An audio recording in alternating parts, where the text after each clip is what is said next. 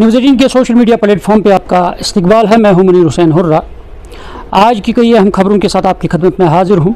आज पहली खबर यह है कि जिस तरीके से दिलदोज़ हादसा पेश आया है बडगाम में, और इस हादसे को लेकर हर एक की आंख नम है और सभी अफसोस का इजहार कर रहे हैं कि किस तरह से इंसानी जानों का ज़िया हो गया है और इंसानी जानें तलफ़ हुई हैं।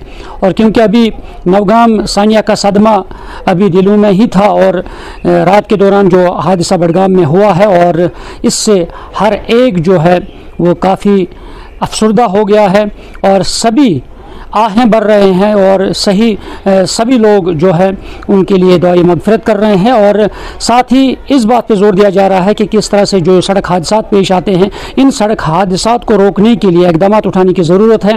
और क्योंकि आए रोज़ हम देखते हैं कि किस तरह से मुख्तलिफ़ सड़कों पर सड़क हादसा में इंसानी जानें तलफ़ होती हैं, और इन पर इक़दाम, इन पर रोकथाम करने की ज़रूरत है ताकि जो ये सड़क हादसात हैं वो पेश ना आ सकें। और दूसरी खबर यह है कि डिप्टी कमिश्नर बारामूला है मिंगा शेरपा ने, उन्होंने बाज़ाब्ता तौर पे यानी बारामूला में एक मीटिंग की है, उसकी सदारत की है। यानी रोड सेफ्टी कमेटी की मीटिंग की सदारत करके उन्होंने जो हिफाजती इक़दाम है रोड सेफ्टी के हवाले से उस पर गौर खोज किया गया है, और मुतल्लिक़ अफसरान जो है वो इस मीटिंग में शामिल रहे। और इसमें तमाम हर ज़ाविये से इन मीटिंग में जायज़ा लिया गया है कि किस तरह से इक़दाम उठाने चाहे रोड सेफ्टी के लिए हवाले से, और साथ ही उसमें यह भी कहा गया कि किस तरह से कहाँ कहाँ पे एक्सीडेंट्स हो रहे हैं और किस तरह से हमें रोड प्लान बनाने हैं। इन तमाम चीज़ों का अहाता किया गया है और इसमें ये जायज़ा लिया गया है। और डिप्टी कमिश्नर ने बाज़ाब्ता तौर पर हिदायत भी अफसरान को दी है कि किस तरह से इस काम को निपटा जाए और किस तरह से इसमें पेशरफ्त की जाए।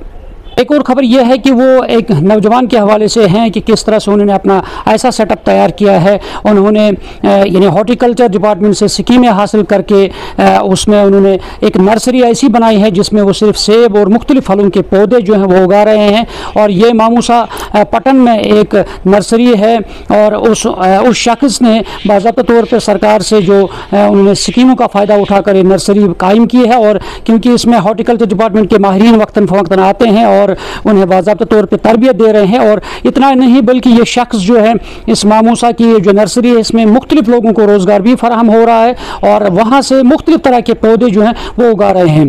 और एक और ख़बर यह है कि वो सर्दी के हवाले से हैं। सर्दी में बतदरीज जो इजाफा हो रहा है और रात के दौरान जो है, रात के अवकात जो है ठठरती सर्दी हो रही है, और जिसके लिए लोगों में काफ़ी परेशानियाँ बढ़ गई हैं और मुख्तलिफ़ जगहों पर माइनस टेम्परेचर भी हो रहा है। और इसी सिलसिले में सयाहती मकाम गुलमर्ग में भी काफ़ी सर्दी और इसके मुल्का इलाके में और मैदानी इलाकों में भी यानी रात के दौरान ज़्यादातर सर्दी जो है वो काफ़ी बढ़ रही है और जिसकी वजह से लोगों को काफ़ी परेशानियाँ लाक हो रही है।